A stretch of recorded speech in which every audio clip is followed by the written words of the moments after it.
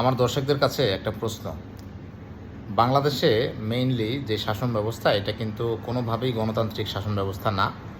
গণতন্ত্রের যে মৌলিক বিষয়গুলো জবাবদিহিতা, তারপরে সংবাদপত্রের স্বাধীনতা, বাক স্বাধীনতা, সমতা এর কিছুই কিন্তু বাংলাদেশে নাই।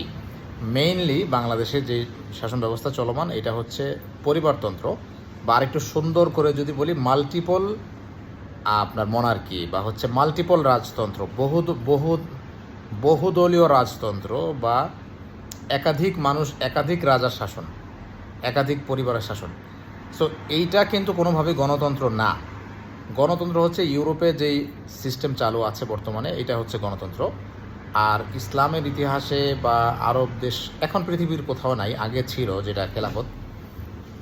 তো আমি আমার দর্শকদের কাছে একটা প্রশ্ন করতে চাই। আমি আমার দর্শকদের মধ্যে আলহামদুলিল্লাহ বাংলাদেশের অধিকাংশ বাংলাদেশে মূর্খ অশিক্ষিত মানুষের সংখ্যা অনেক বেশি হইলেও আমার দর্শকদের অধিকাংশই শিক্ষিত এবং সতর্ক তরুণ প্রজন্ম।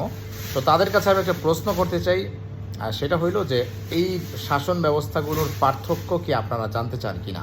অ্যাকচুয়ালি গণতন্ত্র কি, খেলাফতটা কি? যেহেতু সব কিছুই আলহামদুলিল্লাহ আমার অভিজ্ঞতা আছে, পৃথিবীর বিভিন্ন দেশে আমি ঘুরেছি এবং ইসলামের ইতিহাসের উপরেও আমার মোটামুটি ঘোরাঘুরি আছে, ইসলামের ইতিহাসের ব্যাপারে জানাশোনা কম বেশি আছে। সো এইটার স্বরূপটা কি আপনারা জানতে চান কি না? বাংলাদেশে যেটা আছে এইটা এবং অন্য দেশের গণতন্ত্র এবং খেলাফতের পার্থক্যটা কি আপনারা জানতে চান কি না? আমাকে কাইন্ডলি কমেন্টে জানাবেন।